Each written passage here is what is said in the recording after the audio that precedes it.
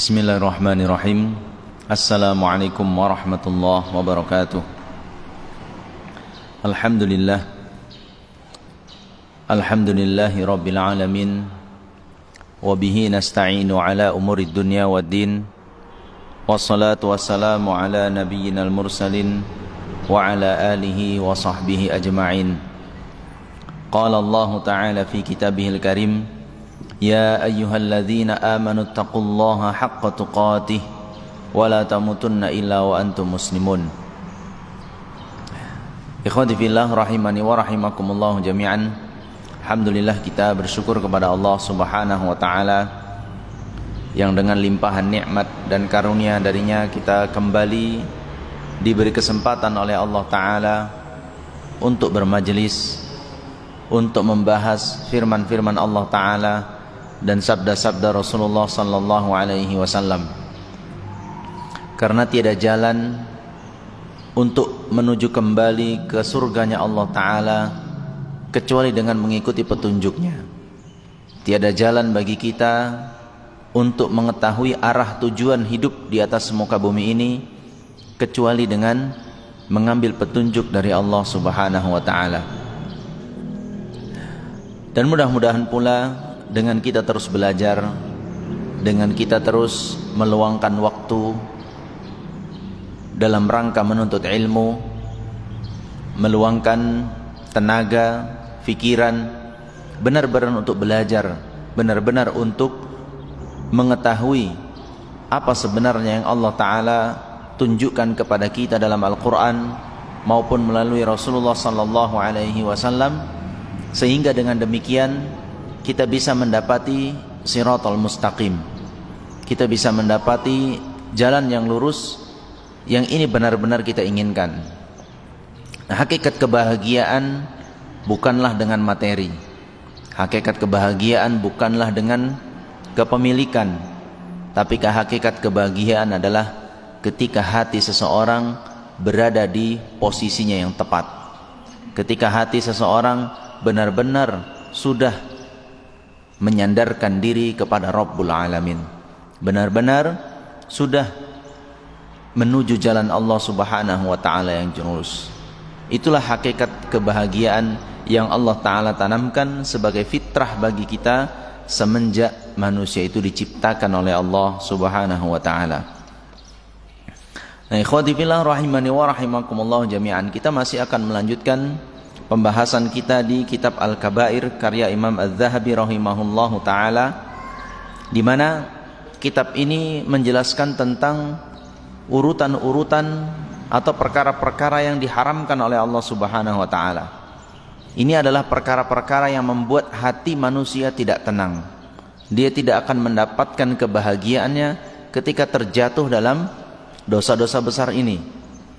Maka siapapun walaupun secara zahir kita perhatikan sepertinya dia berbahagia, sepertinya dia tersenyum, sepertinya dia tertawa, namun siapapun dia, ketika dia tidak berada di jalan yang lurus, dia bermaksiat kepada Rabbul Alamin, sebenarnya orang ini sedang dirundung kesedihan, sebenarnya orang ini sedang dirundung kegundahan, ketidakjelasan, ketidakpastian dalam hidupnya.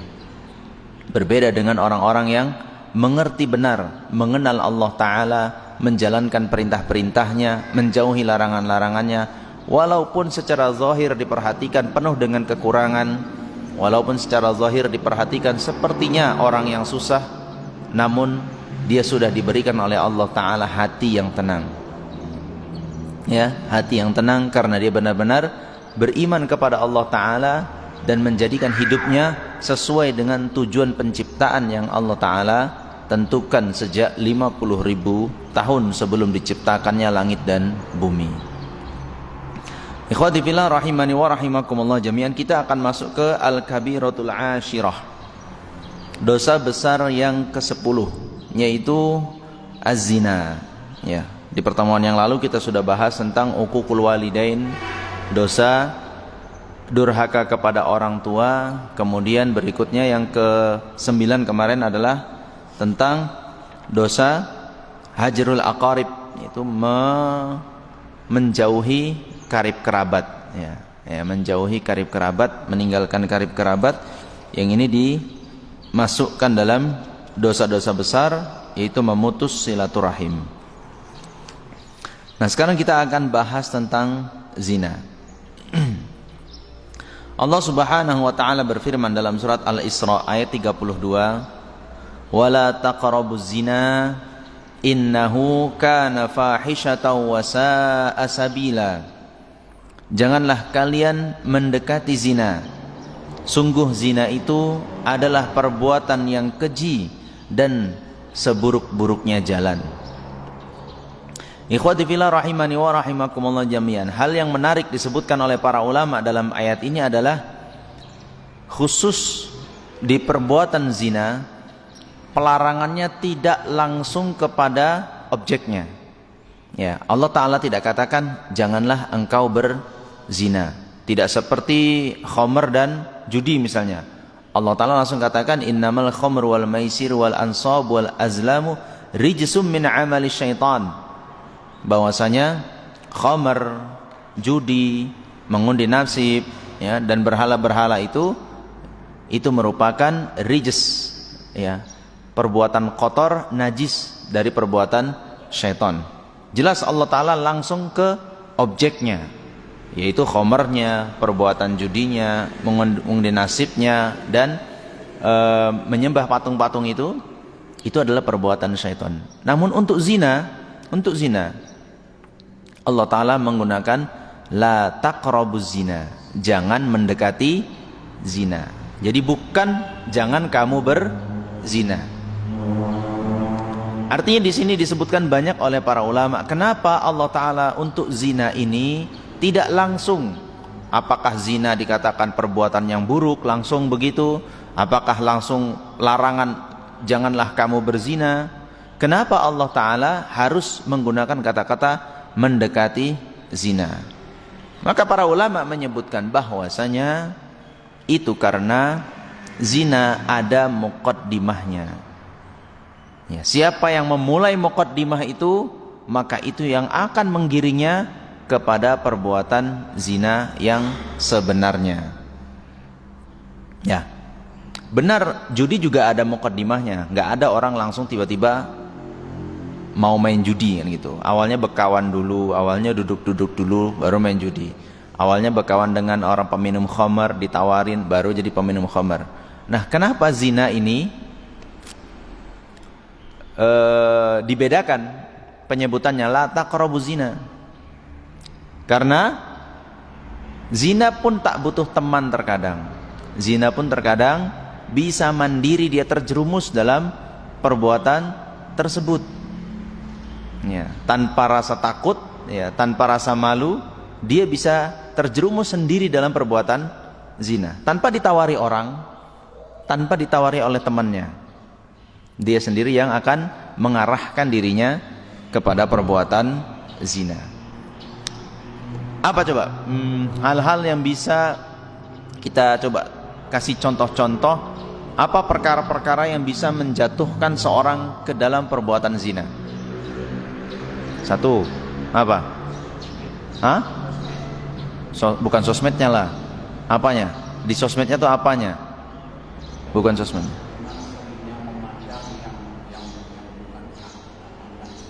Yap. Ya, Anda simpulkan tidak godul basor. Ya, jadi pandangannya jelalatan, ya, gitu. Pandangannya liar, melihat perkara-perkara atau lawan jenis yang bukan mahramnya dan tidak halal bagi dirinya untuk memandang. Satu. Lagi yang bisa menggiring seseorang ke perbuatan zina. Apa lagi? Lingkungan yang seperti apa? Contohnya?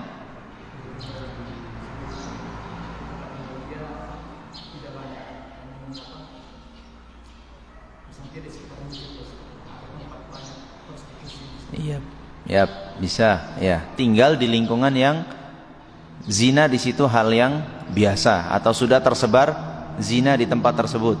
Ada lagi? yang bisa membawa kita ke perbuatan zina, yang kecil-kecil aja. Mungkin kadang kita nggak sadar itu. Apa itu? Kalau di sosmed tadi ngapain? Janganlah sosmednya dilarang, kita dakwah juga di sosmed ini. Kenapa sosmednya gitu? Di bagian apa sosmed itu kemudian mengarahkan kepada zina?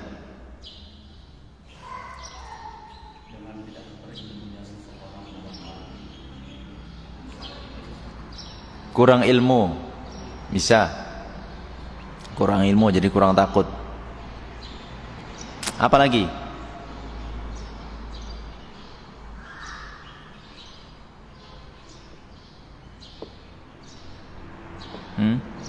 Ayolah. Terlalu ramah dengan lawan jenis, baik ramah secara langsung ataupun ramah di HP. Ya kan, kadang-kadang gitu kan, ramah kali gitu kan dengan istri orang, dengan anak perempuan orang gitu kan, terlalu ramah. Bukan dilarang ya ramah ya, enggak, bukan dilarang, tapi tadi ada batasannya. Apakah pandangan, apakah ucapan. Antum kalau papasan sama perempuan, lajang, anak gadis, ucapkan salam atau tidak? Assalamualaikum bang, jawab nggak? Waalaikumsalam dek. Gimana? Kan salam diperintahkan Nabi, afsus salam, tebarkanlah salam.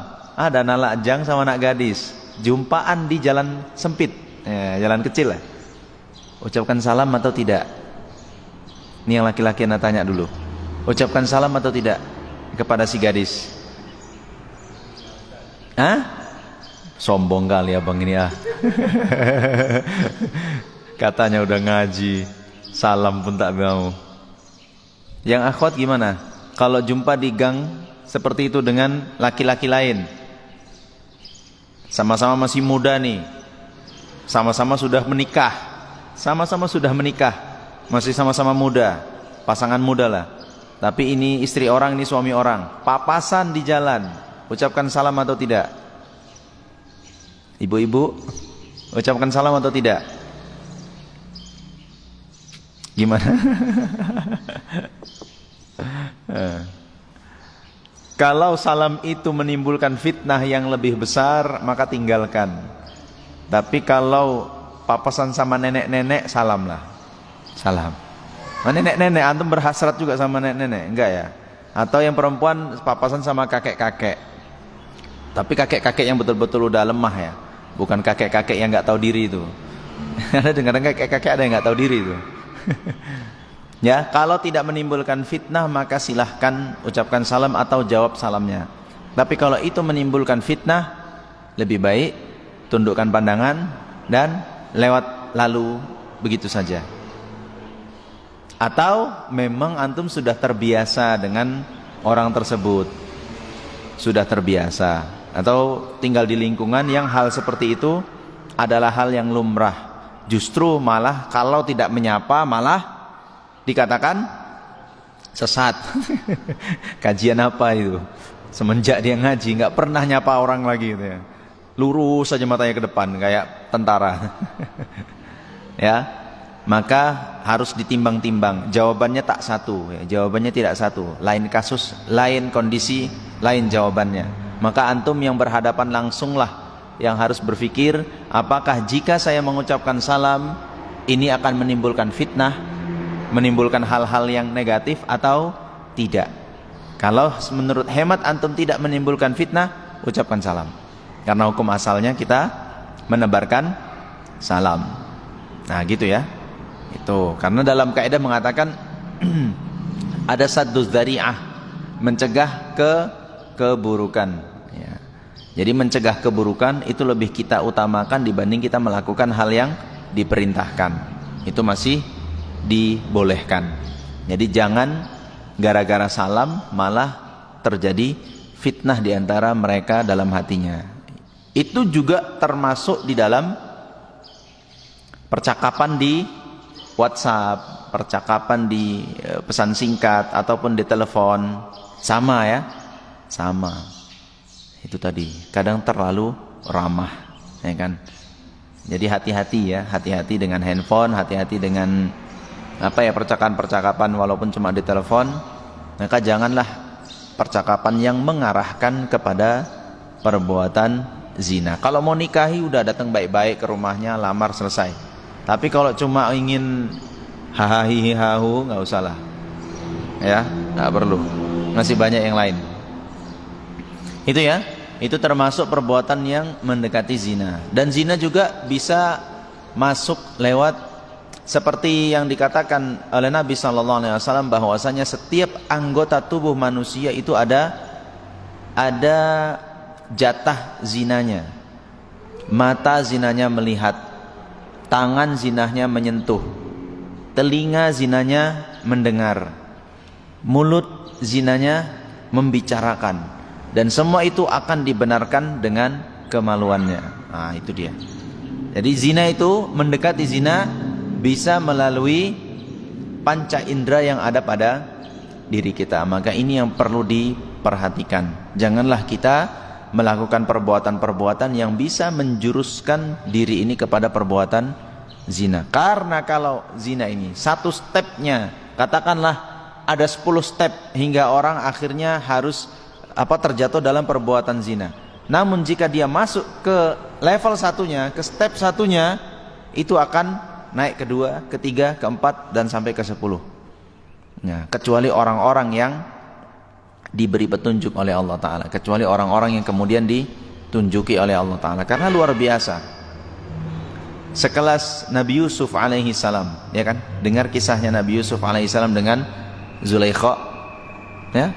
Sekelas Nabi, ya, sekelas Nabi dan Rasul yang Allah Ta'ala utus, itu saja hampir-hampir terjatuh dalam perbuatan zina. Sebagaimana Allah Ta'ala firmankan, وَلَقَدْ هَمَّتْ بِهِ وَهَمَّ بِهَا لَوْلَا أَرَّآ بُرْهَانَ رَبِّهِ كَذَلِكَ لِنَصْرِفَ عَنْهُ السُّوءَ وَالْفَحْشَاءَ إِنَّهُ كَانَ مِنْ عِبَادِنَا الْمُخْلَصِينَ. Di surat Yusuf, di awal-awal kisah tentang Nabi Yusuf.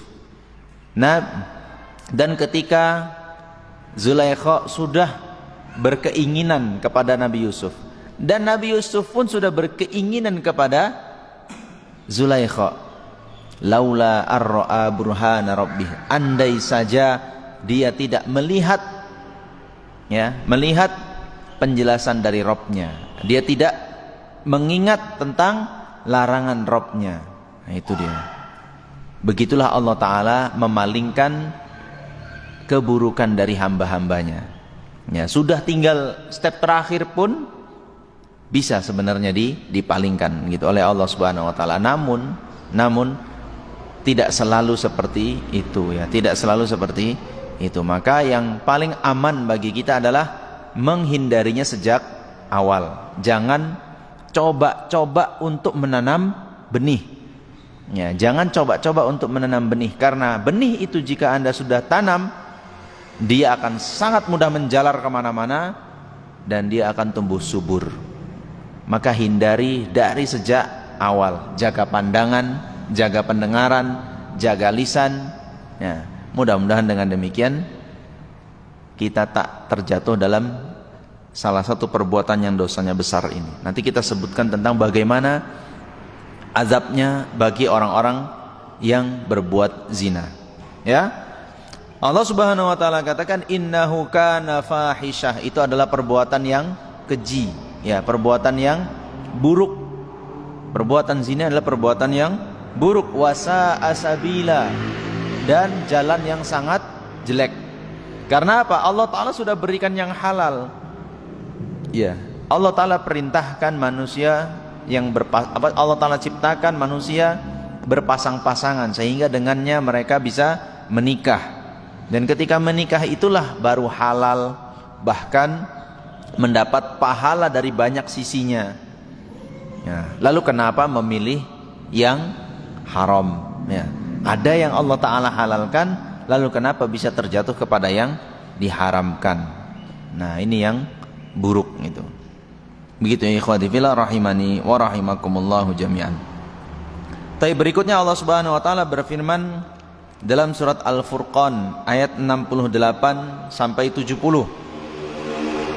walladzina la yad'una ma'allahi ilahan akhar wa la yaqtuluna an-nafsa allati harramallahu illa bil haqqi wa la yaznun wa man yaf'al dzalika yalqa athama.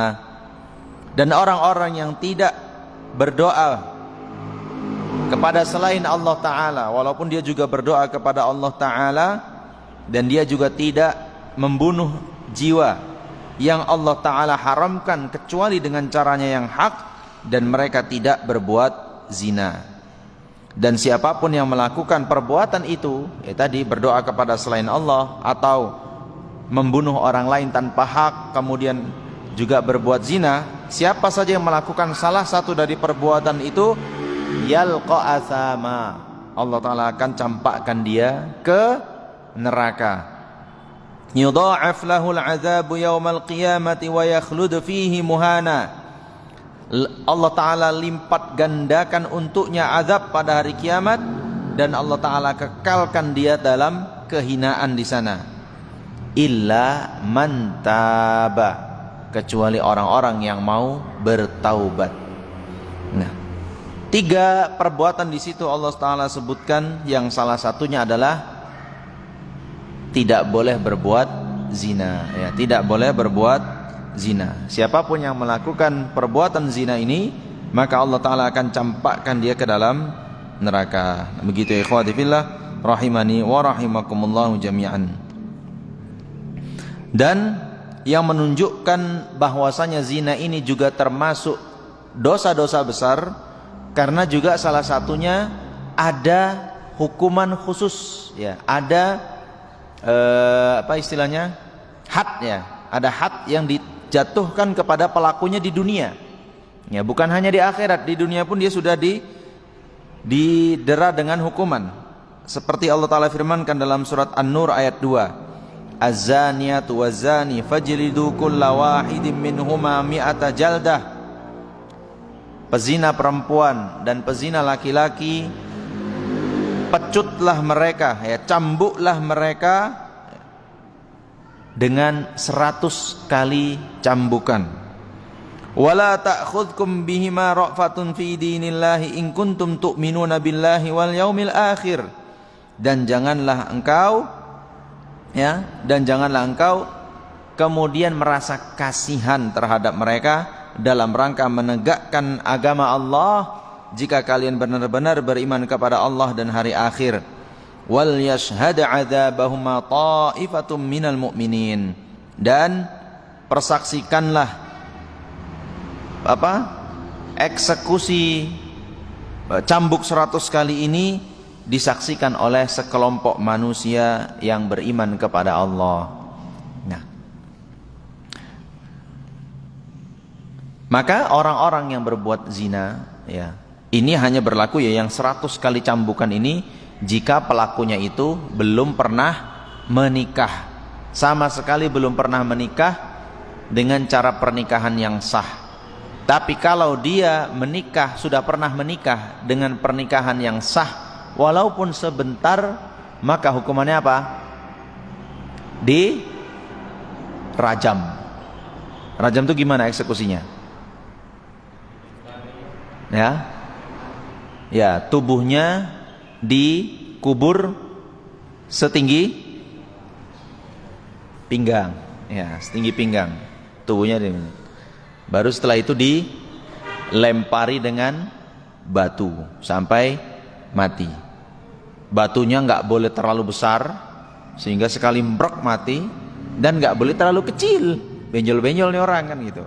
Jadi agak sedang, yang kira-kira sekali hantam luka-luka sampai mati. Kejam nggak? Nah, gimana tuh, masih bilang kejam juga? Sebelum menyimpulkan itu kejam, perhatikan efek dari perbuatan itu dulu. Perhatikan efeknya. Zina ini jika dilakukan, apalagi sampai menyebar, apa yang terjadi? Apa yang terjadi? Silsilah anak nggak ketahuan, nggak jelas. Ya, sama seperti di zaman jahiliyah. Di zaman jahiliyah itu ada model pernikahan itu. Jadi seorang wanita itu tinggal kibarkan bendera aja, tanda. di depan rumahnya yang menunjukkan apa? Siapapun laki-laki yang mau datang ke rumahnya, silahkan buka pintu dia. Iya, datang rame-rame orang. Nah nanti kemudian apa? Jika si wanita ini hamil, dia boleh tunjuk siapapun yang pernah datang ke rumahnya untuk jadi bapak anak itu. Kan sedap aja. Siapa bapaknya rupanya gitu. Nah, inilah bahayanya. Dan zina ini juga azabnya bukan hanya di akhirat tapi di dunia pun. Ya, banyak sekali hadis-hadis Nabi SAW yang menyebutkan tentang jika perbuatan zina sudah menyebar pada satu kaum, ya salah satunya apa? Akan ditimpakan penyakit yang sebelumnya tidak pernah ada, penyakit yang buruk, wabah yang buruk. Ya, belum lagi lingkungannya menjadi lingkungan yang buruk dan lain sebagainya. Maka kenapa sampai seperti itu Allah Subhanahu wa taala terapkan hadnya atau hukumannya bagi para pezina? Dicambuk 100 kali. Mati enggak itu? 100 kali cambuk? Belum tentu ya. Belum tentu itu. Kecuali fisiknya memang udah lemah sekali, bisa jadi mati. Tapi kalau masih muda, masih 100 kali, cuma ya paling tidak 1 bulan kaku itu kan, dicambuk badannya kan. Ya. Kemudian kalau yang sudah pernah menikah maka dirajam sampai mati. Sebenarnya ini ada hikmahnya. Kenapa sampai seperti itu? Allah Ta'ala terapkan. Pertama kita harus tahu kita itu ciptaan Allah Subhanahu wa Ta'ala. Dan Allah Subhanahu wa Ta'ala Maha tahu apa yang bisa, hukuman apa yang membuat kita jera dan mana yang tidak buat kita jera. Itu Allah Ta'ala Maha tahu tentang diri kita. Maka perhatikan, negara-negara yang menerapkan hukum itu bisa dipastikan. Kalau yang menerapkan potong tangan untuk mencuri, bisa dipastikan bahwasanya di negara itu jumlah pencurian akan sangat sedikit. Ketika diterapkan bahwasanya zina itu dicambuk atau bahkan dirajam, maka sangat sedikit sekali orang berani berbuat zina. Ya. Ketika ditentukan bahwasanya hukum kisos berlaku, ya, mukul, patah gigi, pukul juga sampai patah giginya, ya kan? Membunuh juga dibunuh gantian di kisos. Ketika ini diberlakukan, maka tingkat kriminal pun menjadi rendah. Karena memang Allah Ta'ala Maha tahu tentang ciptaannya ini, manusia ini. Dan Allah Ta'ala salah satunya Maha tahu apa yang bisa membuat kita takut untuk melakukan perbuatan itu, jera kita dari perbuatan itu. Terbukti kan? Berzina atau berjudi atau mabuk-mabukan cuma dikurung berapa lama? Berhentikah dia setelah itu? Enggak. Makin pinter, malah jadi bandar, malah yang ngajarin orang kan gitu. Malah punya jaringan lebih luas dalam penjara lagi. Wah, kau jualnya di situ, coba jualnya di sini. Wah, malah dapat informasi dia. Udah besok kau kerja sama aku aja aman. Macam-macam kan? Nah, ketika itu diterapkan maka salah satu hikmahnya adalah membuat jera si pelakunya. Maka si pelaku pun pikir dulu matang-matang berbuat zina. Ya, enaknya cuma sebentar, malunya nggak ketulungan, sakitnya berbulan-bulan. Apalagi dia sudah menikah, mati aku cuma gara-gara zina. Nggak mainan aku kayak beginilah kan gitu kan. Mau mencuri, ya kan? Aduh, hasil curian paling bisa untuk beli apa. Ketahuan tangan hilang, dah malunya, ya kan? Malunya diketahui orang. Kemudian setelah itu pun jadi lemah kan? Jadi lemah, nggak punya, sebagian anggota tubuhnya jadi hilang. Apalagi kisos kan gitu. Kupukul dia, nanti pun aku kena pukul, ya kan? Hantam dia, dihantam juga. Kubunuh dia, aku pun mati kan gitu kan? Udah paling pelotot-pelototan aja. Kalau melotot nggak kena kisos lah itu. Ya kan? Begitu ikhwati fillah. Itu salah satu hikmahnya, membuat manusia itu jera.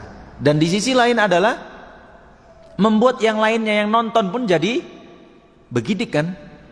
mikir-mikir lagi. Besok aku kayak gitu kan, aduh, ya kan? Daripada zina mending nikah aja lah. Mau mahal lah, mau dapat istri pas-pasan lah, mending yang penting halal kan gitu. Yang penting halal daripada zina, ya kan? Daripada zina begini dan begitu. Nah begitu ikhwati fillah rahimani wa rahimakumullah jami'an. Sepintas memang kejam. Kenapa kita katakan kejam? Karena itulah titik pikiran kita yang mengatakan kapok aku kalau sampai kayak gitu. Itulah dia hikmahnya. Karena memang itu di titik pikiran kita menyatakan bahwasanya kalau sampai disiksa sampai dihukum seperti itu, dia nggak akan mau ulangi lagi, atau dia nggak akan mau ikut-ikutan seperti itu. Nah, kenapa kok tingkat perzinahan, tingkat kriminal di satu tempat malah meningkat, bukannya menurun malah meningkat, ya kan? Sudah digembor-gemborkan, sudah dikampanyekan, sudah diancam-ancam, sudah dibegini begitu kan, tapi enggak jera-jera juga, malah makin menyebar. Kenapa? Karena memang hukuman yang diterapkan tidak memberikan efek jerah, enggak memberikan efek jerah, gitu, ya kan? Maka ini yang harus benar-benar disadari oleh setiap muslim, minimal kita. Ya, minimal kita lah yang mengerti sesama muslim, pahamilah tentang firman Allah Subhanahu wa taala ini. Dan salah satu hikmahnya juga adalah ketika orang berzina lalu dihukum di dunia, maka dengan itu dosanya pun berguguran. Ketika dia berzina dijilid atau dicambuk 100 kali, maka dengan cambuk 100 kali itu sudah menghapuskan dosanya di dunia. Kalaupun mati dia karena itu, dia mati nggak bawa lagi dosa zinanya. Nah, ketika dirajamnya kan, dirajam sampai mati pun dia karena rajam itu, dia sudah bersih dari dosa zinanya. Nah, itu salah satu hikmahnya. Nah begitu ya ikhwati fillah rahimani wa rahimakumullah jami'an. Namun bukan berarti kemudian ketika sudah berbuat zina, udahlah woi, rajam aja aku lah gitu kan. Walaupun di Indonesia ini nggak ada hukum rajam aja aku, biar aku bersih dosaku dari perbuatan zina ini. Nah, tunggu dulu ya kan, tunggu dulu. Itu kan bab beda itu ya, bab tentang pelaksanaan eksekusi ya. Pelaksanaan eksekusi itu cuma bisa dilakukan oleh pemerintah yang sah, tidak boleh kelompok-kelompok tertentu ya kan, golongan-golongan tertentu menerapkan sebuah hukuman yang itu tidak ditetapkan oleh pemerintah yang sah diakui oleh satu negara. Nah, begitu ya, tidak boleh. Ada cara lain, apa? Taubat ya kan. Makanya dalam surat An-Nur tadi kan, di surat Al-Furqan tadi, illa man taba, kecuali yang mau bertaubat. Kalau Anda berbuat zina, maka karena di negara ini tidak diterapkan syariat seperti itu, maka bertaubatlah. Minimal Anda bertaubat, benar-benar taubatan nasuha. Jangan pernah mengulangi lagi dosa yang sama. Nah, gitu. Taubatlah ya, bertaubatlah kepada Allah Ta'ala. Mudah-mudahan dengan demikian dosa-dosanya dihapuskan oleh Allah Subhanahu wa ta'ala. Ya, begitu ya ikhwati fillah rahimani wa rahimakumullahu jami'an.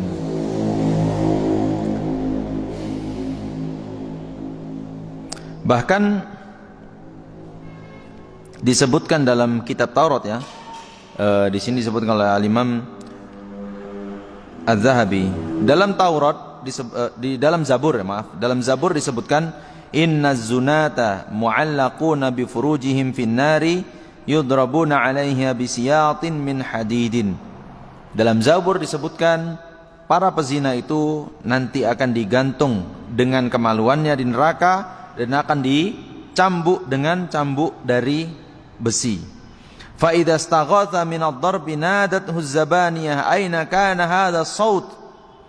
Ketika dia nanti minta ampun, minta tolong karena pukulan-pukulan tersebut, maka malaikat Az-Zabaniyah bertanya kepada orang itu, mana suara ini dahulu ketika dia sedang berbuat zina? Wa anta tadhak wa tafrah wa tamrah wa la turaqibullaha ta'ala wa la tastahi minhu mana suara ini dahulu ketika di dunia, mana tawa dahulu, mana senang-senangnya dahulu, maka mana rasa gembiranya dahulu ketika berbuat zina, tidak merasa dilihat oleh Allah Ta'ala dan tidak merasa malu kepada Allah Subhanahu wa Ta'ala. Itu dalam Zabur, ya.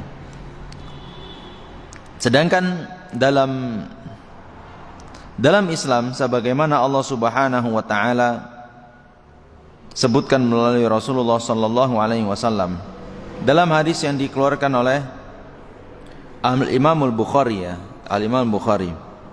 Suatu ketika Nabi sallallahu alaihi wasallam pernah bermimpi. Dalam mimpi itu Nabi sallallahu alaihi wasallam didatangi oleh malaikat Jibril dan malaikat Mikail. Qala, Nabi sallallahu alaihi wasallam mengatakan, "Fantalaqna fa'ataina ala mithli tanawur." Lalu kami pun berangkat, ya, bertiga, ya, bersama dua malaikat. Nabi SAW bertiga berangkat.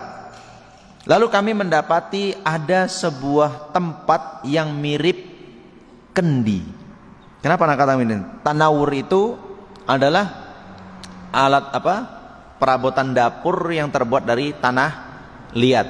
Nah, perbuatan dapur yang dibentuk dari seperti tanah liat. Disebutkan a'lahu daiqun wa asfaluhu wasi'. Tempat ini bagian atasnya sempit, ya, bagian atasnya sempit, namun bagian bawahnya lebar, kayak kendi, ya, ya kan, kayak kendi lah, ya. Bagian atasnya sempit, bagian bawahnya lebar. Jadi ada rongga ke atas, namun rongganya makin ke atas makin sempit. Namun kalau masuk ke dalam makin luas. Fihi laghtun wa aswatun. Di dalam tempat ini terdengar suara-suara jeritan-jeritan, ya, suara-suara teriakan-teriakan yang memilukan sekali suaranya. Qala, Nabi melanjutkan cerita beliau, fattala'na fihi, maka kami pun melihat apa rupanya yang ada di dalam tempat ini, kan gitu. Kok begitu mengerikan suara jeritannya. Fa idza fihi rijalun wa nisaa'un 'uratun. Ternyata di dalam tempat itu ada laki-laki, sejumlah laki-laki dan sejumlah perempuan yang telanjang, tidak berpakaian. Fa idahum ya'tihim lahbun min asfal minhum. Ya, jadi mereka ini yang di dalam kendi ini ketika dibakar bagian bawah dari kendinya, dibakar, dipanaskan, fa idza atahum dzalikal lahb dudu ay sahu min syiddati harrihi. Maka ketika api itu mulai membakar, mulai dipanaskan, maka mereka pun berteriak-teriak karena saking panasnya api tersebut atau tempat tersebut. Faqultu man haula ya Jibril.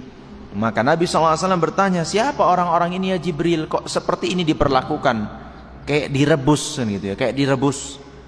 Qala haula izzunatu wazzawani. Mereka itu adalah laki-laki pezina dan perempuan-perempuan berzina. Ikhwati fillah rahimani wa rahimakumullah jami'an. Yang diperlihatkan kepada Nabi SAW ini di neraka atau di alam barzakh.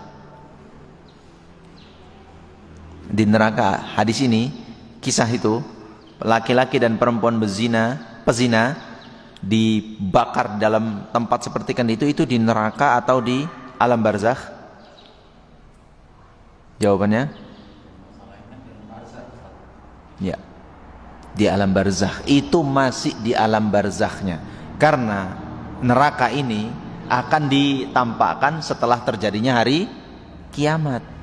Maka yang diperlihatkan kepada Nabi SAW itu adalah siksaan yang Allah Ta'ala berikan sebagai muqaddimah doang. Itu belum azab nerakanya, itu baru azab alam barzakhnya. Makanya belum betul-betul dibakar, masih direbus tok. Kalau nanti di sana dibakar langsung. Ngeri ya? Ngeri kan? Itu baru di alam barzakhnya saja. Berapa lama manusia di alam barzakh? Berapa lama? Ya, sampai hari kiamat. Maka yang dulu kaum Nabi Lut misalnya, kaumnya Nabi Nuh, kaumnya Nabi Daud, sekarang mereka di mana? Masih di alam barzakh. Udah berapa lama? Oh Allah alam, udah berapa lama udah ribuan tahun. Dan orang-orang yang kemarin meninggal dunia sekarang masih di mana? Masih di alam barzakhnya. Sampai kapan? Belum lagi sampai hari kiamat. Kita juga begitu. Kalau kita mati nanti akan menunggu dulu di alam barzakh. Sampai kapan? Sampai hari kiamat. Maka alam barzakh pun sudah dimulai. Maka kata Nabi SAW, kematian itu adalah kiamat kecil bagi setiap orang. Karena setelah kematian itu cuma dua pilihannya. Apakah mendapatkan nikmat ataukah mendapatkan azab? Sudah dikasih muqaddimahnya. Yang akan masuk surga akan dikasih muqaddimah nikmatnya di dalam barzakh. Dan yang akan masuk neraka akan diberi juga azab-azab muqaddimah. Belum lagi itu azab yang sebenarnya. Nah begitu. Itulah kenapa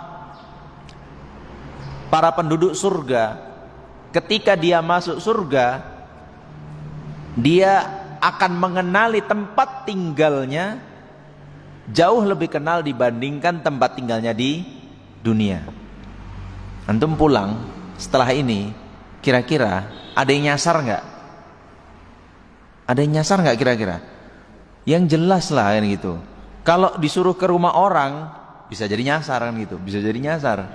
Tapi kalau disuruh ke rumah sendiri, enggak lah kan gitu. Tahu angkotnya mana, turunnya di mana, gangnya mana, belokannya mana, pintunya mana, kamarnya mana, toiletnya mana, semua tahu. Tapi insya Allah siapapun yang Allah Ta'ala takdirkan masuk ke surga, nanti ketika masuk surga dia lebih kenal alamatnya itu di surga dibandingkan alamatnya ketika di dunia. Rahasianya kenapa? Karena selama di alam barzakh dia selalu diputar-putarkan melihat tempat tinggalnya di surga. Maka ketika masuk sudah apal kali. Kalau di dunia ini antum punya rumah berapa tahun paling? Berapa tahun? Selain rumah orang tua lah kan. Paling seumur hidup merasain punya rumah sendiri itu paling 30-40 tahun. Ya kan? Paling segitu aja 30-40 tahun. Tapi antum melihat, ya kan, siapapun yang masuk surga melihat rumahnya di surga nanti berapa lama itu di alam barzakh? Bisa beribu-ribu tahun, itu aja yang diputerin. Makanya sangat kenal. Begitu juga yang masuk neraka, nggak akan nyasar, nggak akan nyasar. Makanya ketika dibangkitkan, diperlihatkan neraka itu sudah terbelalak ketakutan matanya. Ini azab yang setiap hari ditengokkan kemarin waktu di alam barzakh.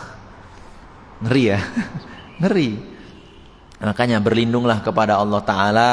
Kita memohon kepada Allah Ta'ala jangan sampai kita terjatuh dalam perbuatan zina, ya begitu ya ikhwati fillah rahimani wa rahimakumullah jami'an. Dalam hadis lain, ya dalam riwayat lain, Atha ketika menjelaskan tentang tafsir di surat Al-Hijr ayat 44 yang mengatakan laha sab'atu abwab. Neraka ini punya 7 pintu. Neraka punya 7 pintu. Itu yang disebutkan di surat Al-Hijr ayat 44. Beliau katakan asyaddu tilkal abwabi ghumman wa harran wa karaban wa antanuha rihan lizunatil ladzina irtakabuz zina ba'dal ilm. Dari 7 pintu neraka ini yang paling mengerikan, paling panas, paling menyusahkan dan paling tengik baunya gitu ya, yang paling parah bau busuknya, yang paling busuk aromanya, itu adalah pintu nerakanya para pezina yang mereka melakukan perbuatan zina padahal dia tahu itu dilarang oleh Allah Subhanahu wa ta'ala. Itu dia. Ya, di antara 7 pintu neraka yang paling ngeri, paling panas, paling menyakitkan, paling aromanya paling busuk, pintunya calon-calon penduduk neraka dari kalangan pelaku zina, yang dia tahu zina itu haram dan dia tetap melakukan perbuatan zina itu. Ya, begitu ikhwati fillah rahimani wa rahimakumullah jami'an. Dari hadis yang dikeluarkan dari Makhul ad-Dimashqi, ia mengatakan yajidu ahlun nari raihatan muntinatan. Di neraka, para penduduk neraka itu tercium aroma yang sangat busuk sekali. Lalu mereka mengatakan, ma wajadna antannu min hadhihi raihah. Kami belum pernah mendapatkan bau busuk yang sebusuk ini gitu kan. Enggak enak inilah ya, sebusuk ini aromanya. Fayuqalu lahum, maka dikatakan kepada mereka, hadhihi rihu furujiz zunah. Ini adalah aroma yang dikeluarkan dari kemaluan para pelaku zina. Jadi pelaku zina itu nanti diperkenalkan, diperkenalkan lagi itu, disebarkan keburukan itu melalui kemaluannya yang akan beraroma sangat busuk sampai mengenai semua penduduk neraka. Jadi semua penduduk neraka nanti akhirnya akan tahu, ini tukang zina rupanya gitu kan. Bikin bau aja gitu kan. Bikin bau. Ya kan di dunia aja dia bikin malu, di dunia aja dia bikin aib. Ya kan? Merusak nama baik satu tempat, merusak nama baik satu keluarga. Di sana dia akan dipermalukan dengan bau busuk yang keluar dari kemaluannya. Begitu ya ikhwati fillah rahimani wa rahimakumullahu jami'an. Ikhwati fillah rahimani wa rahimakumullahu jami'an. Nabi SAW bersabda dalam hadis yang dikeluarkan oleh Imam Bukhari dan Imam Muslim, la yazni az-zani hina yazni wa huwa mu'min. Tidaklah seorang pezina saat dia melakukan perbuatan zina, dia itu sedang beriman. Wala yasriku sarik hina yasrik wa huwa mu'min. Dan tidaklah seorang pencuri saat dia sedang mencuri itu sedang beriman. Wala yashrabul khamr hina yashrabuha wa huwa mu'min. Dan tidaklah seorang meminum khamr saat sedang meminum khamr itu dia dalam kondisi beriman. Nah, di sini ikhwati fillah rahimani wa rahimakumullah jami'an, dalam riwayat lain disebutkan bahwasanya iman kepada Allah Ta'ala itu adalah layaknya cahaya. Dan ketika seorang berzina, dia seperti ditutupi dari cahaya tersebut. Ya, kayak kita terkena bayangan sampai dia berhenti dari perbuatan zinanya. Maka kita bisa bayangkan seandainya seorang berbuat zina lalu mati saat berbuat zina, itu dalam kondisi apa? Kondisi yang sangat mengenaskan yang jelas. Karena Nabi SAW katakan dalam hadis itu, saat dia melakukan perbuatan itu Allah nafikan imannya. Allah nafikan imannya. Itu tidak beriman tuh saat melakukan seperti itu. Begitu juga pencuri, begitu juga peminum khamr. Maka hati-hati ya, hati-hati dengan perbuatan itu. Dan dalam sebuah hadis ya, Nabi SAW bersabda yang diriwayatkan oleh Al-Hakim, walaupun hadis ini didhaifkan oleh Imam Al-Albani, Nabi bersabda, salasatun la yukallimuhumullahu yaumal qiyamati wa la yanzuru ilaihim wa la yuzakkihim wa lahum adzabun alim. Ada 3 manusia yang Allah Ta'ala tidak akan berbicara padanya pada hari kiamat nanti, tidak mau melihatnya dan tidak akan membersihkannya, dan dia akan disiksa dengan azab yang sangat pedih. Yang pertama, syaikhun zanin, orang tua berzina, udah tua tetap mau melakukan perbuatan zina. wa malakun kadzab, dan seorang raja yang pendusta, wa ailun mustakbir, dan seorang yang fakir tapi sombong. Udah fakir, sombong lagi gitu. Salah satunya tadi ya, salah satunya adalah syaikhun zanin, seorang yang sudah tua tapi berbuat zina. Kan tua itu biasanya cenderung kepada lemah ya. Tua cenderung kepada tidak ingin lagi banyak melakukan perbuatan-perbuatan yang dosa lah gitu. Karena cenderungnya orang-orang yang sudah tua lebih ingat kepada kematian. Itu lumrahnya. Namun kalau ada orang tua namun tetap juga terjatuh dalam perbuatan zina, ini termasuk yang disebutkan oleh Nabi SAW tadi. Kemudian dalam riwayat lain dari Ibnu Mas'ud radhiyallahu anhu, hadis yang derajatnya muttafaq alaih ya, disahihkan oleh semua ulama hadis, yaitu pertanyaan beliau kepada Rasulullah SAW, ya Rasulullah, ayyu dzambi a'zam indallahi ta'ala, wahai Rasulullah, apa dosa yang paling besar di sisi Allah Ta'ala? Maka beliau menjawab, anta ja'ala lillahi niddan wa huwa khalaqaka, yaitu engkau menjadikan tandingan bagi Allah Ta'ala dalam peribadahan, sementara engkau tahu dialah yang menciptakanmu, Allah lah yang menciptakan dirimu.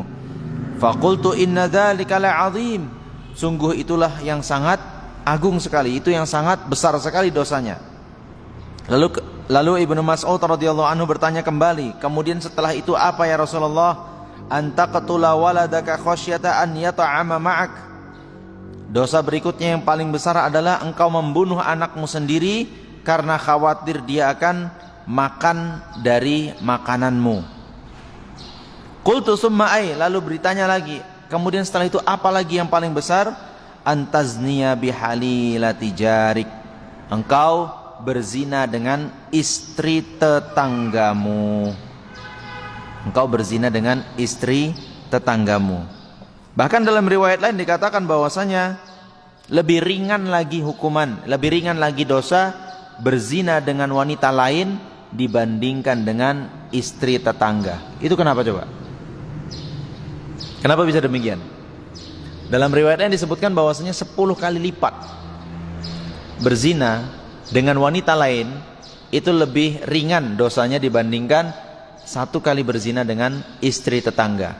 Itu kenapa?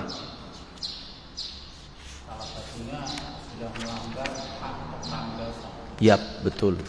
Hak tetangga sesama muslim, ya kan? Dia punya hak sebagai sesama muslim untuk dijaga kehormatannya, dan dia juga punya hak sebagai tetangga yang harus diperlakukan baik. Habis itu apa lagi?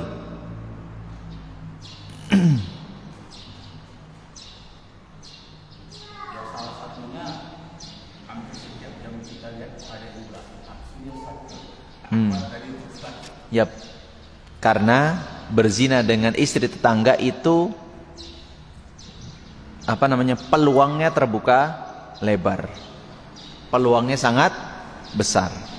Ada peluang besar di sana kalau Anda tidak berhati-hati, baik dari pandangan, pembicaraan, pendengaran, semua terbuka lebar dengan tetangga gitu. Wah, lagi ribut dia dengan suaminya, bisa ini kan gitu dikerjain gitu. Wah, dia lagi nggak cocok tetangga, atau suaminya lagi nggak di rumah, dan lain sebagainya. Hembusan-hembusan dari iblis dan bala tentaranya untuk kemudian seseorang terjatuh dalam perbuatan zina. Dan hati-hati ya, hati-hati dalam riwayat, tetangga itu punya hak ya, tetangga itu punya hak sebagai seorang muslim, sebagai seorang tetangga, dan juga diancam lebih besar lagi dosanya dibandingkan dia berzina dengan perempuan lain. Nah, begitu ya ikhwati fillah rahimani wa rahimakumullah jami'an. Maka berhati-hatilah berinteraksi dengan istri tetangga. Atau kalau yang perempuan, berhati-hatilah saat berinteraksi dengan suami tetangga. Karena bagaimanapun bukan mahram. Kadang kan enak aja kan masuk rumah tetangga. Mungkin perempuan kan minta bumbulah yang kurang segala macam, main masuk aja kan, sementara ada suaminya di dalam. Atau yang laki-laki kan, apalah keperluannya masuk ke rumah tetangga begitu dan lain sebagainya, yang itu bisa mengarahkan atau menjerumuskan seseorang jatuh dalam perbuatan zina, padahal itu tetangganya sendiri. Hati-hati ya ikhwati fillah. Apalagi termasuk keluarga, naudzubillah, itu lebih parah lagi ya ikhwati fillah rahimani wa rahimakumullah jami'an. Taib, pernah mendengar hadis tentang iblis memberikan mahkota untuk pasukannya? Pernah nggak? Siapa yang dikasih oleh iblis? Kasih mahkota? Nah, menjadikan suami istri bercerai, dikasih mahkota. Nah, di sini ana akan bacakan, ada riwayat yang menyebutkan bahwasanya iblis akan memberikan mahkota yang berbeda kepada bala tentaranya yang bisa menjatuhkan seseorang dalam perbuatan zina. Nah, berarti hati-hati ya, hati-hati. Hadis ini menjelaskan bahwa ada memang setan-setan bala tentara iblis yang spesialisasinya adalah menggoda siapapun untuk jatuh dalam perbuatan zina. Karena apa? Iblis punya mahkota kehormatan untuk bala tentaranya yang seperti ini. Dalam riwayat ini disebutkan oleh As-Suyuti dalam kitabnya Jam'ul Jawami. Beliau menyebutkan dari Nabi sallallahu alaihi wasallam, inna iblisa yabuthu junudahu fil ard. Iblis itu menyebarkan bala tentaranya di bumi. Wa yaqulu lahum, dan iblis mengatakan kepada pasukannya ini, ayyukum adalla musliman albastuhu taja ala ra'sih. Siapapun di antara kalian yang bisa menyesatkan seorang muslim, saya akan beri dia mahkota di atas kepalanya. Saya yang akan letakkan mahkota ini di kepalanya. Fa'a'zamuhum fitnatan aqrabuhum ilaihi manzilatan. Siapapun di antara mereka yang bisa menjatuhkan dosa paling besar kepada muslim itu, maka dia akan dinaikkan pangkatnya paling dekat dengan iblis. Jadi memang di dalam dunia persetanan ya, dalam dunia periblisan ada pangkat-pangkatan ya kan, itu ada strata-stratanya. Ada yang semakin dekat dengan iblis ya tentu semakin sakti, semakin enak hidupnya dengan iblis dan lain sebagainya. Ya, namanya pangkatnya paling tinggi. Ada yang rendahan gitu. Kita lihat pangkat-pangkat yang tertinggi ya. Salah satu tadi yang disebutkan yang bisa menjadikan suami istri bercerai. Riwayat ini mengatakan berbeda. Fayaji'u ilaihi ahaduhum fayaqulu lahu. Maka datanglah salah satu setan lapor kepada iblis. Lam azal bi fulanin hatta tallaqam ra'atah. Aku sudah membersamai seorang laki-laki sampai kugoda dan akhirnya dia menceraikan istrinya. Apa kata iblis? Ma sona'ta syai'an. Kamu belum buat apa-apa, belum paten. Saufa yatazawwaju ghairaha. Habis ini dia nikah lagi dengan wanita lain. Enggak lama dia pun akan bisa menikah lagi dengan wanita lain. Berpahala lagi, halal lagi. Belum, kalau itu belum. Yang lain datang lagi, summa yaji'ul akhar fayaqul. Yang lain lagi datang dan mengatakan, lam azal bi fulanin hatta alqaitu bainahu wa baina akhihi al-adawah. Aku senantiasa nempelin seorang sampai akhirnya dia bermusuhan dengan saudaranya sendiri. Fayaqul ma sona'ta syai'an. Iblis masih mengatakan, belum, kamu belum melakukan jasa yang hebat. Saufa yusalihuhu. Nanti ada masanya dia masih bisa baikan lagi, sambung lagi silaturahimnya, baik lagi, berpahala besar lagi. Aduh, nggak bisa. Belum. Tsumma yaji'ul akhar. Lalu datang lagi yang lain. Lam azal bifunanin hatta zana. Aku tempel seorang lelaki sampai akhirnya dia jatuh dalam perbuatan zina. Fayaqulu iblis mengatakan, ni'ma ma fa'alta, ini baru yang paling paten yang kamu lakukan. Fayudnihi minhu wa yada'u taja ala ra'sih, maka dia pun mendekati setan itu dan memberikan mahkota di atas kepalanya. Dapat nggak cluenya? Kenapa yang menjatuhkan seorang dalam perbuatan zina ini diberi pangkat tinggi oleh iblis? Dapat nggak cluenya? Yang pertama, Yap, dari satu sisi pezina dia akan ingin berbuat zina lagi. Dan di sisi lain tadi ya, cluenya perhatikan. Kalau orang cerai bisa nikah lagi. Orang berantem bisa bai'an lagi. Apa yang enggak ada di zina? Apa yang enggak ada di zina? Apa itu cluenya yang enggak ada? Zina enggak bisa diperbaiki lagi. Ente sudah datang, sudah melakukan perbuatan zina, gimana lagi memperbaikinya? Gimana lagi? Orang cerai bisa rujuk atau nikah dengan wanita lain, bagus lagi kan? Bagus lagi. Musuhan tadi disebutnya, orang musuhan, saudara dengan saudaranya bermusuhan, bisa bai'an lagi, bagus lagi. Tapi kalau orang sudah berbuat zina, gimana memperbaikinya? Gara-gara zina itu hamil dia, lahir anaknya, gimana coba? Status anak ini bisa nggak bagus dia? Enggak. Bisa nggak dia dinisbatkan dengan ayahnya yang benihnya lah, yang memberi benihnya? Enggak. Bisa nggak dia perbaiki lagi namanya? Susah. Bisa nggak dia nikahi wanita ini sementara dia sudah hamil? Belum. Tunggu dia melahirkan dulu. Nah, setelah itu banyak kerusakan-kerusakan akibat dari perbuatan zina ini, yang itu tak bisa lagi diperbaiki. Wanita itu misalnya seorang perawan, rusak keperawanannya gara-gara perbuatan zina, bisa nggak diperbaiki lagi? Nggak bisa. Banyak, ya kan? Banyak lagi yang tidak bisa. Laki-laki itu, dari sisi laki-lakinya, ketika dia sudah terjatuh dalam perbuatan zina itu, pikirannya udah nggak bisa diperbaiki lagi. Pandangannya terhadap wanita sudah tidak seperti ketika dia belum melakukan perbuatan zina, sudah berbeda. Nah, itu banyak hal yang dirusak gara-gara perbuatan zina. Maka itulah, dari sisi itulah dia mendapatkan pangkat tertinggi, ya, mendapat satu anugerah dari iblis. Nah, begitu ikhwati fillah rahimani wa rahimakumullahu jami'an. Ya, maka jangan sampai iblis naik pangkat, ya gitu kan. Jangan sampai iblis naik pangkat gara-gara perbuatan seseorang. Gitu ya ikhwati fillah rahimani wa rahimakumullahu jami'an. Maka ini yang perlu kita perhatikan benar-benar, ya. Perlu kita perhatikan, jadi perhatian baik diri kita pribadi, keluarga, anak-anak, ya. Makanya Nabi SAW kan salah satunya mencela, ya, mencela seorang lelaki yang dayuth. Apa itu dayuth? Pernah dengar?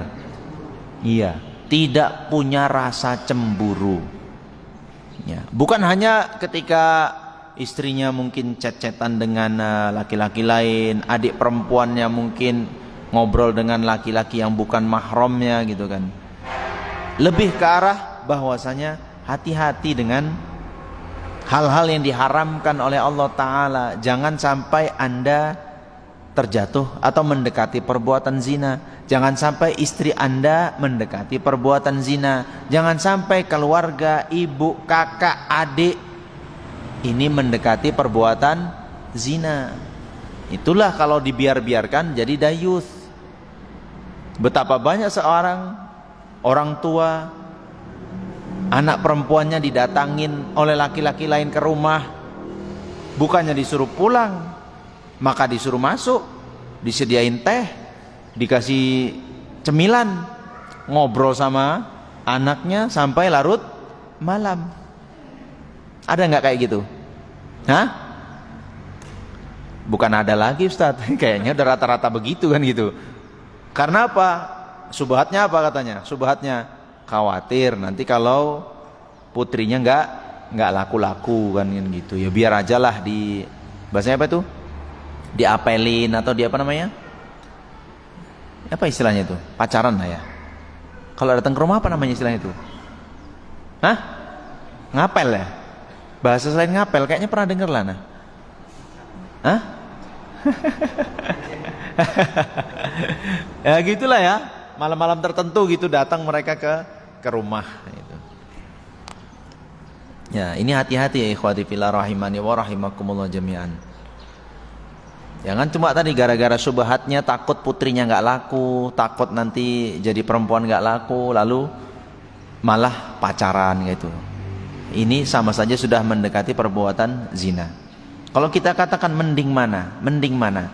Mending nggak laku sampai mati kan gitu kan? Ya kan? Jadi perawan tua kah? Atau jadi lajang tua kah? Atau melakukan hal yang seperti itu, mendekati ya. Kita nggak katakan langsung lah dia berzina gitu kan, nggak juga kita bisa katakan dia berzina, tapi dia sudah melakukan perbuatan-perbuatan yang mendekati zina. Dosa besar itu sudah masuk dosa besaran gitu. Mending mana? Toh ada juga udah pacaran tapi nggak jadi nikah, kan? Udah sekian tahun pacaran, nggak juga jadi nikah. Udah diusahakan pun ternyata batal. Bahkan naudzubillah-nya sudah sampai terjadi perbuatan zina pun nggak jadi nikah, ditinggal lari. Ada nggak kejadian begitu? Banyak ya kan? Banyak. Itu ya. Maka ini yang harus dijaga ya. Ya ayyuhalladzina amanu qu anfusakum wa ahlikum nara. Hai orang-orang yang beriman, bentengilah, jagalah diri kalian dan keluarga kalian dari neraka. Nah, ini yang perlu diperhatikan. Jangan sampai terjatuh dalam perbuatan mendekati zina. Ya, karena zina itu tadi ada level-levelnya, ada tahapan-tahapannya. Satu tahapan dilakukan, dia akan naik ke tahapan berikutnya dan berikutnya sampai benar-benar terjadi perbuatan zina. Apalagi sekarang. Sekarang zamannya sudah sangat liar sekali, ya kan? Orang berbuat zina sekarang bisa nggak terang-terangan. Bisa online sekarang kan? Bisa online. Bisa online. Ya, maka hati-hati yang pegang HP. HP itu seperti pisau. Ya kan? Dia kalau dilakukan untuk kebaikan bisa, untuk keburukan juga bisa. Media sosial ini juga seperti tadi, senjata bermata dua. Kalau pandai-pandai dia bermedsos, maka bisa jadi ladang pahala ya untuk berdakwah, untuk menyampaikan kebaikan. Tapi di sisi lain dia bisa menjerumuskan seorang mendekati perbuatan zina. Maka ini yang perlu hati-hati untuk dijaga. Diri sendiri dijaga, pasangan dijaga, keluarga-keluarga dekat dijaga. Nasihati dengan baik ya. Nasihati dengan baik dengan cara yang hikmah agar tadi jangan sampai terjatuh dalam perbuatan zina. Kalau mau menikah itu yang halal. Ya silahkan sekalian menikah saja. Ya ada kok anak masih kelas 1 SMA udah menikah, kelas 2 SMA ada yang menikah. Di Ulunwa itu ada yang tamat SMP menikah. Ya kita mau bilang apa? Daripada dia terjatuh dalam perbuatan zina, ya udah biar aja, ambil solusi yang halal. Solusi yang halal. Masalah gimana masih terlalu kecil ini dan itunya, ya itu dibimbing lah gitu kan. Gimana dia bisa menafkahi istrinya, atau bagaimana ini yang masih kecil menjadi seorang ibu ya kan. Ya dia kelas 1 SMA, teman-temannya masih di bangku sekolahan, dia sudah gendong anak. Gitu. Ya mau gimana lagi? Tapi itu jauh lebih mulia dibandingkan dengan orang-orang yang kemudian menunda-nunda nikah, malah jatuh kepada perbuatan mendekati perbuatan zina. Nah, itu lebih buruk. Nah, begitu ikhwati fillah rahimani wa rahimakumullah jami'an. Jadi solusinya yang halal sudah Allah Ta'ala berikan, menikah yang gitu. Baik, demikian ikhwati fillah rahimani wa rahimakumullah jami'an yang bisa saya sampaikan di kesempatan kali ini. Mudah-mudahan bermanfaat. Aqulu qawli hadza wa astaghfirullah li wa lakum innahu huwal ghafurur rahim. Baik, berikutnya kita kalau ada pertanyaan, persilahkan.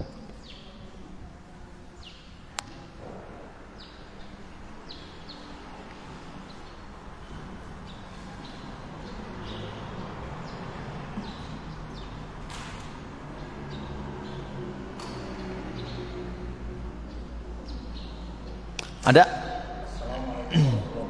Waalaikumsalam warahmatullahi wabarakatuh. Ustaz, bagaimana kita menyikapi bagi yang muda Ustaz memiliki seorang adik akhwat yang pembicaraan tadi ketika dia di rumah dia didatangi oleh katakanlah cowoknya Ustaz. Nah, kita sebagai abangnya juga di rumah itu Ustaz. Bagaimana kita menyikapinya Ustaz? Dan apabila kita tidak menyikapinya, gimana hukum kita untuk perkataan la taqrabuz zina tadi Ustaz? Na'udzubillah min dzalik, kalau orang tua kita seorang janda gimana pula lagi Ustaz? Menyikapinya tadi Ustaz. Orang tuanya yang didatengin.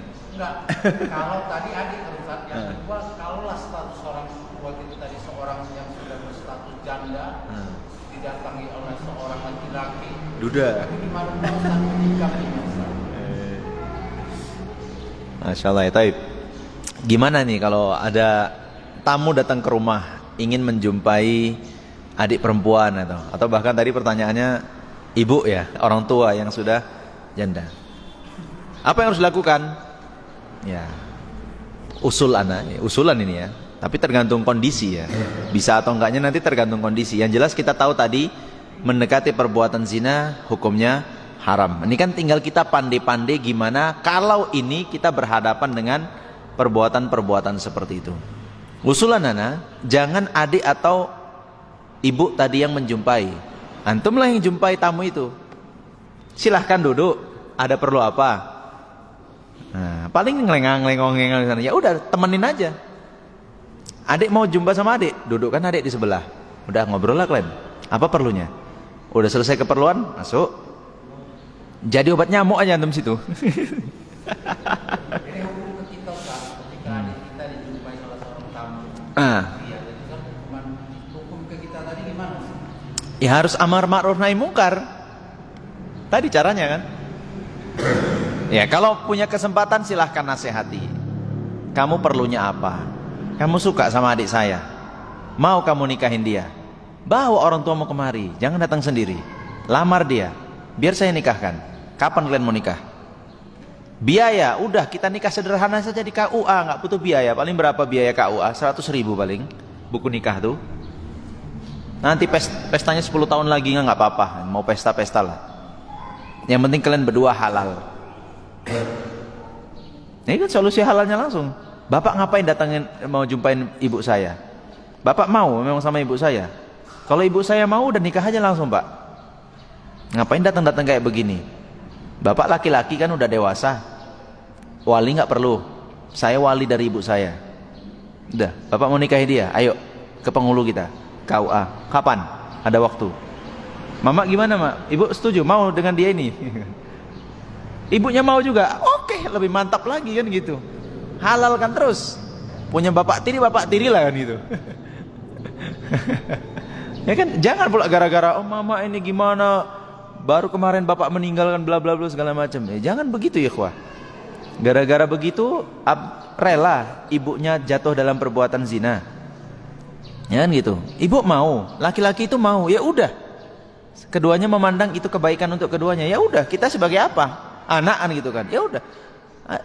Tanggung jawab anak kan menjaga ibunya jangan terjerumus dalam api neraka, kan itu tugas misi awalnya itu. Masalah ibunya nanti gimana dengan laki-laki itu ya nanti mereka lah itu sama-sama dewasa sudah. Tapi tugas seorang anak adalah jangan sampai ibunya jatuh dalam perbuatan zina, itu nomor 1. Masalah kita perhatikan laki-laki ini nggak bagus Ustadz, ya sampaikanlah kepada ibu, Mak, laki-laki itu nggak bagus, dia begini dan begitu kan gitu. Tapi kalau begitu pun ibunya mau, udah biar aja lah kan gitu. Ini stoknya tinggal 1 katanya. Nggak ada lagi gitu kan. Ya udah mau gimana lagi kan? Daripada di belakang malah keduanya berzina, lebih parah lagi kan, lebih buruk lagi. Gitu. Ya, kalau tadi adik ya gitu aja udah. Kalau mau mereka nikah cepat nikahkan. Kalau nggak mau nikah ya udah, masing-masing dulu aja. Kalau mau bertamu ya udah jumpain saya saja, nggak usah jumpain adik. Mau ngobrol cerita apa kita, bisnis kita. Ayo. Ya begitulah amar ma'ruf nahi mungkarnya tadi ya. Amar ma'ruf nahi mungkarnya. Jadi jangan betul-betul kayak dayus kan gitu kan. Udahlah didatengin laki-laki lain ya, tadi bahasnya didatengin cowoknya. Silahkan masuk, ditinggal pergi pula. Ya udahlah abang mau ke Kisaran dulu ya. Kan enak-enaknya di sini berdua. 2 hari ke Kisaran. Udah setahun Kisaran. Nah, begitu ya. Tetap harus ada amar ma'ruf nahi mungkarnya. Gitu. Enggak mau Ustaz, marah dia Ustaz segala macam ya. Ya memang begitu resikonya kan gitu. Resikonya begitu. Mau gimana lagi?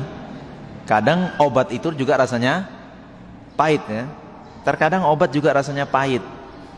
Tapi kalau pandai-pandai minum obatnya bisa nggak pahit. Minum obatnya pakai pisang, nggak pahit kan gitu. Jangan dikeremus, main telan aja langsung pakai air putih, bisa nggak pahit. Memang obat itu pahit, tapi bisa dimodifikasi gimana caranya biar nggak pahit. Itu ya. Bisa. Walaupun obat itu betul-betul pahit. Dan nasihat itu memang terkadang pahit. Nasihat itu memang terkadang pahit, tapi antum harus pandai-pandai bisa memodifikasi nasihat tetap diberikan tapi rasanya nggak pahit. Nah, itu kan tergantung situasi, kondisi dan bentuknya seperti apa. Jawabannya nggak satu, ya kan? Jawabannya tidak satu. Yang jelas kita tahu hukum asalnya mendekati zina itu hukumnya haram. Nah, itu dia. Itu ya, itu harus pahami. Itulah yang disebut dengan ud'u ila sabili rabbika bil hikmah. Berdakwalah kalian menuju jalan Rabb kalian dengan cara yang hikmah. Hikmah itu apa? Bisa menempatkan sesuatu tepat pada tempatnya. Bisa berbicara dengan cara yang santun, berlaku dengan cara yang santun. Sampai terkadang orang yang dinasehati itu pun tak sadar ya. Contoh misalnya seperti yang dilakukan Nabi Yusuf alaihi salam ketika di penjara.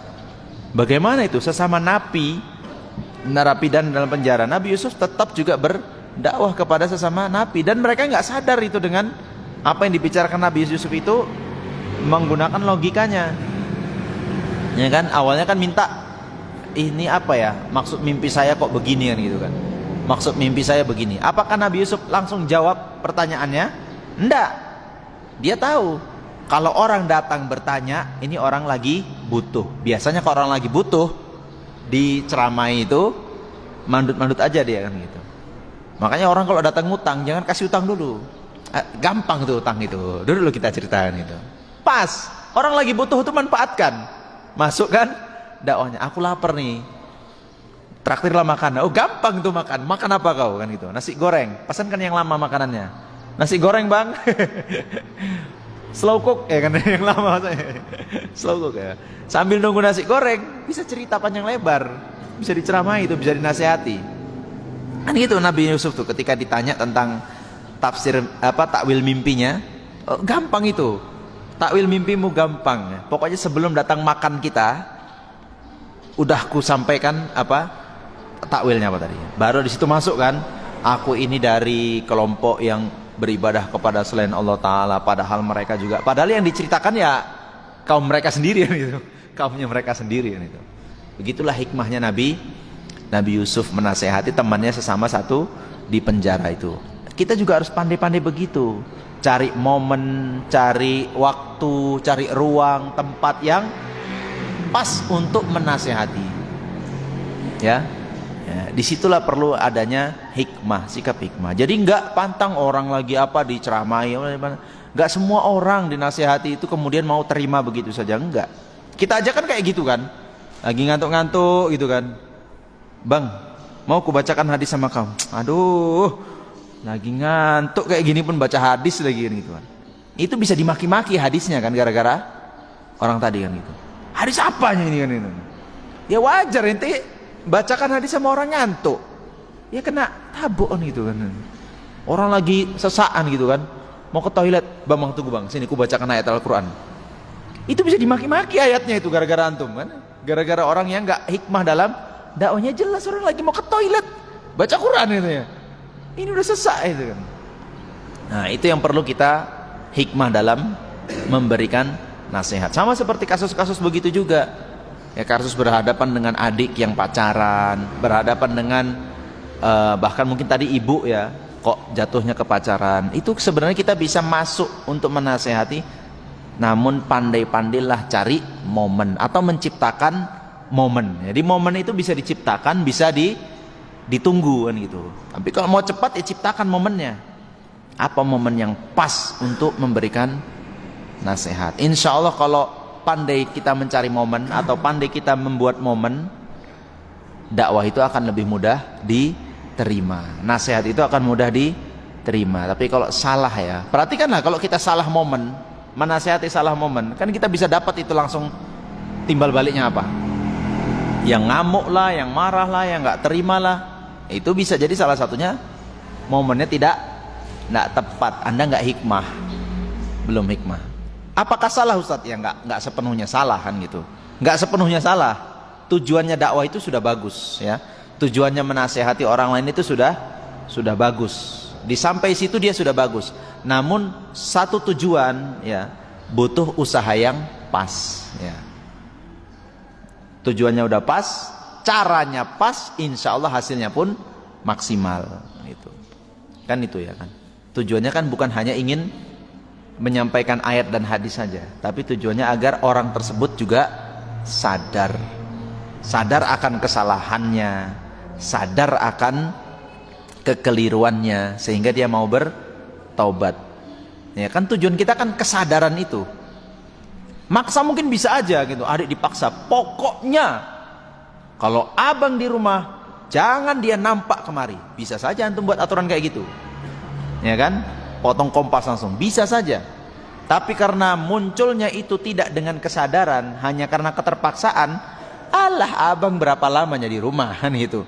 Pergi pagi pulang sore, selama pagi sampai sore dia ke rumah. Malam ini dia nggak ke rumah. Atau kami pacarannya nggak di rumah, kami pacarannya di luar, ke Gundaling kami kan gitu, ke Puncak 2000 kami. Mana tahu-tahu abang ya kan gitu. Nah, itu kalau yang kita bangun paksaan. Nah, bisa saja kan otoritas kita digunakan sebagai orang tua, sebagai abang, sebagai pemimpin di rumah. Bisa saja otoritas itu kita keluarkan, tapi itu enggak efektif, enggak maksimal. Kecuali antum betul-betul otoritasnya tuh kuat, nah gitu, betul-betul dia itu gak bisa apa-apa tanpa antum, bisa jadi. Tapi yang paling tepat adalah bangun kesadarannya, yaitu kadang bisa pakai logika, bisa pakai perasaan, bisa pakai situasi, gitu kan.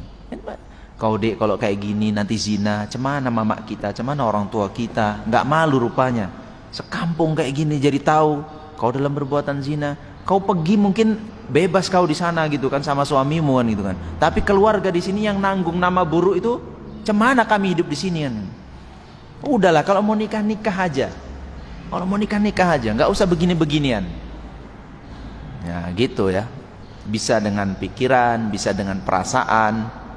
Jadi yang perlu dalam Nabi SAW dalam dakwah Nabi selalu meningkatkan bagaimana orang itu sadar dengan kesalahannya. Kalian nggak lihat itu berhala yang kalian ciptakan, nggak bisa apa-apa, nggak bisa menolong apa-apa. Bahkan sekali-sekali kalau kalian lapar yang terbuat dari roti kalian makan sendirian gitu. Apa nggak kalian perhatikan itu? Nabi Ibrahim tuh bagaimana menyadarkan kaumnya? Siapa yang mecahkan patung-patung kecil ini? Yang gede itu katanya. Yang gede itu tujuannya apa?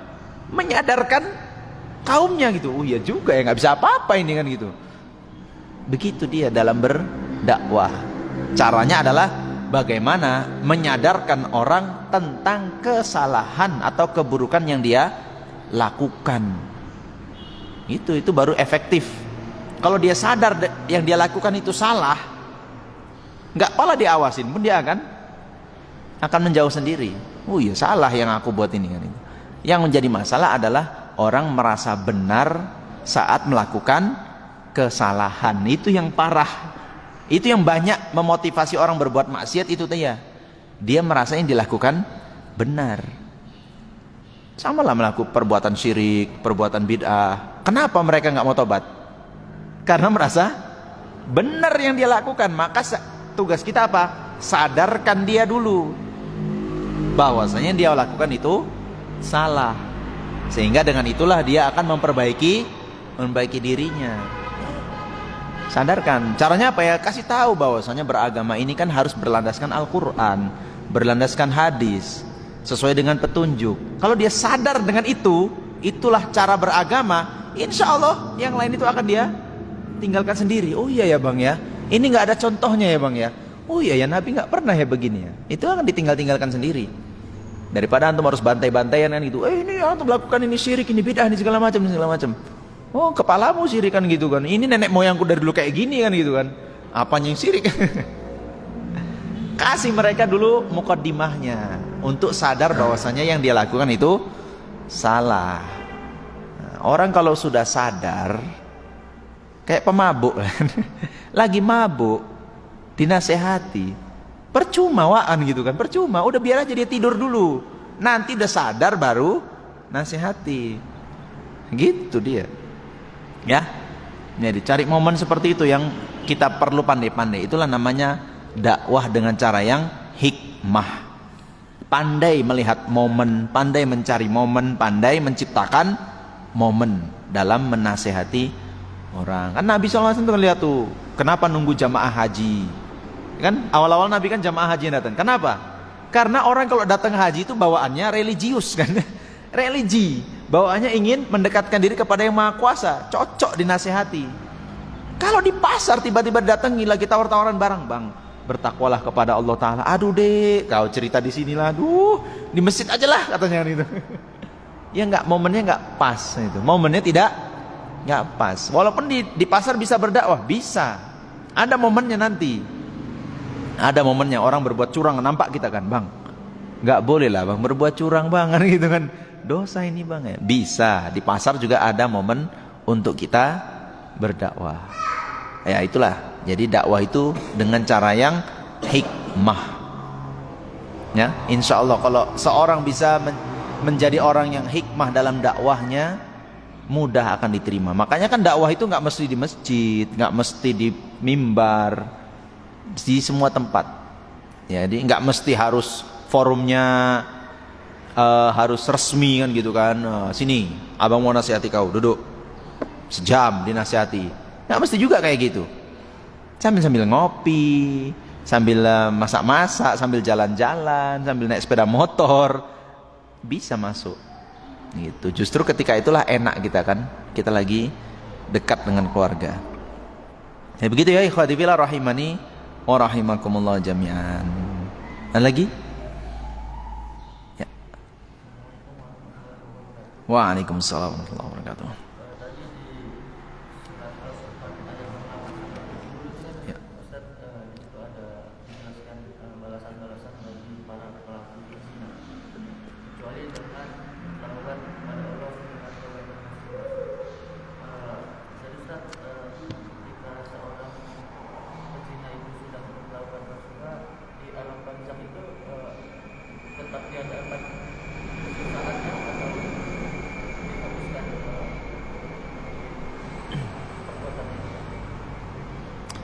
Taib ikhwati fillah rahimani wa rahimakumullah jami'an. Ketika orang sudah bertaubat dengan taubatan nasuha, berarti Allah Ta'ala sudah mengampuni dosa-dosanya. Ya kan? Mengampuni itu ada dua.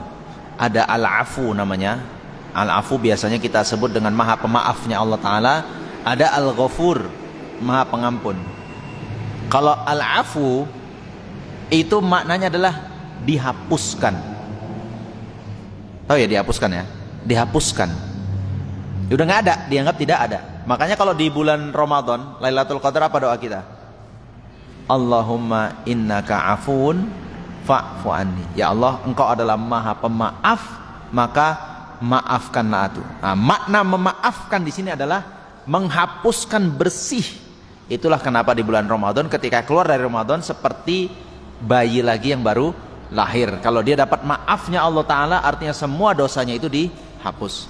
Berbedanya dengan ghafur atau ghafar, maha mengampuni dosa. Kalau ghafur ini maknanya adalah as-satr, menutupi. Jadi dosa-dosa itu ditutupi oleh Allah Ta'ala, tidak terlihat lagi. Nah gitu. Nah, apakah dia mendapatkan kemaafan atau mendapatkan ampunan dari Allah Subhanahu wa Ta'ala? Maka dengan demikian dia tidak lagi diazab dengan perbuatan tersebut ya. Kalau Allah Ta'ala sudah maafkan, kalau Allah Ta'ala sudah ampunkan, maka tidak akan diazab lagi selama dia apa tadi? Taubatnya betul taubatan nasuha ya, taubat yang sebenar-benarnya. Karena ketika orang bertaubat, orang beristighfar kepada Allah Ta'ala sudah ampunkan dosa-dosanya. Begitu ya ikhwati fillah rahimani wa rahimakumullah. Maka dulu kan pernah ketika Nabi SAW didatangi oleh seorang wanita. Wanita ini mengaku langsung kepada Nabi, "Ya Rasulullah, saya sudah berbuat zina. Tolong rajam saya." Wanita itu minta dirajam. Tolong rajam saya. Apa yang dilakukan oleh Nabi SAW waktu itu? Wanita itu ngomong katakanlah dari sebelah sini kan itu. Nabi balik badan itu kan. Maksudnya biar wanita ini seolah-olah Nabi merasa, udahlah nggak dengar aku itu. Aku nggak dengar. Udah tobat aja sana gitu. Maksud Nabi tobat aja sana gitu kan. Gak usah minta dirajam. Wanita itu dekat lagi. Terus putar-putar sampai akhirnya Nabi nggak punya cara lagi. Lalu ditanya oleh Nabi SAW, "Kamu hamil?" katanya. "Iya, dari perbuatan itu saya hamil." "Udah sana, lahirkan dulu anak itu. Lahirkan dulu anak itu, nanti kalau sudah lahir baru datang lagi." 9 bulan nunggu ya kan. 9 bulan. Nabi tetap berharap. Para ulama menyebutkan di situ Nabi berharap semoga wanita ini sudah mencukupkan dengan taubat saja, nggak perlu minta dirajam. Ternyata setelah dia melahirkan datang lagi, "Ya Rasulullah, anakku sudah lahir, rajam saya." Waduh, ini minta dirajam lagi. Serius nih, betul nih kan? Kata Nabi apa? Susui dulu anak itu. Kasihan lah kalau ibunya dirajam mati, ini siapa yang nyusui anak ini? Susui dulu. Berapa lama itu? 2 tahun. Di pending 2 tahun. Rajamnya di pending 2 tahun. Udah sana. Berharap, kata para ulama juga gitu, Nabi berharap 2 tahun ini membuat wanita itu lupa akan dosa ini, dan sudah cukuplah dia bertaubat kepada Allah Ta'ala. Namun ternyata setelah 2 tahun, "Ya Rasulullah, sudah selesai masa susuanku, sudah kusapih anakku dari susuannya, rajam aku." Dan itu Nabi tidak punya alasan lagi kan, mau disuruh apa lagi nih. Maka wanita itu pun dirajam. Ketika dirajam, ada sebahagian orang yang mencemooh perempuan itu, Lalu Nabi marah dan mengatakan bahwasanya sesungguhnya wanita ini sudah gugur dosa-dosanya, tidak berhak kita kemudian mencemoohnya lagi ya. Nah, salah satu yang diambil dari hadis itu adalah sebenarnya jika wanita itu tak kembali lagi kepada Nabi, mencukupkan dirinya bertaubat kepada Allah Ta'ala, itu sudah cukup. Tak perlu dia minta dieksekusi lagi gitu. Dan Nabi SAW tak mau mengeksekusinya gitu. Ya, ini karena ada pengakuan ya, karena pengakuan langsung. Karena menentukan zina itu kan harus ada 4 saksinya dan pengakuan dari si pelakunya. Nah itu dari hadis itu salah satu hikmah yang faedah yang diambil adalah sebenarnya taubatnya saja sudah cukup ya, tidak perlu dia minta dirajam, itu sudah cukup untuk Allah Ta'ala mengampuni dosa-dosanya selama taubatnya benar-benar taubatan nasuha. Demikian, wallahu a'lam bissawab. Udah jam berapa? Udah mau zuhur? Belum? Ada lagi? Singkat saja kalau ada. Ya. Waalaikumsalam.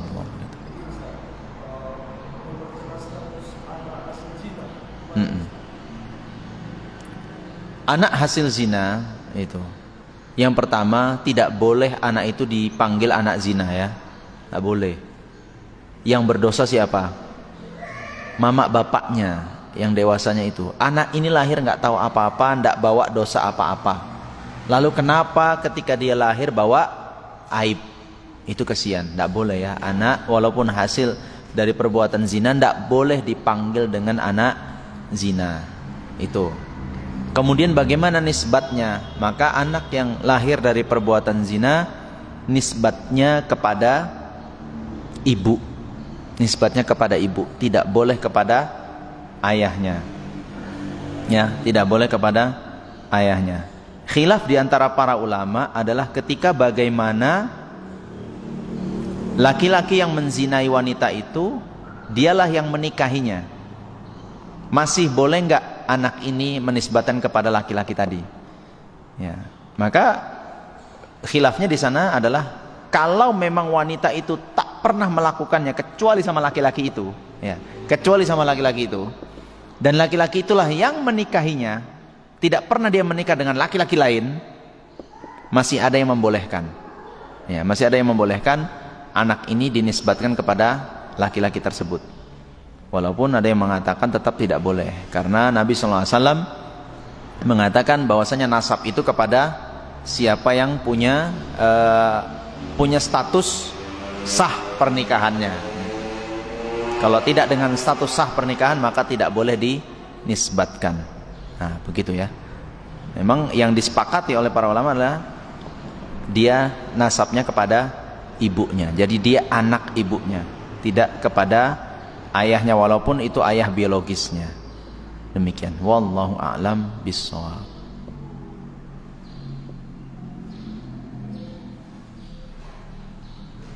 Cukup ya, mudah-mudahan bermanfaat. Kita tutup majelis ini. Subhanakallah bihamdik, asyhadu an la ilaha illa anta, astaghfiruka wa atubu ilaik. Wassalamualaikum warahmatullahi wabarakatuh.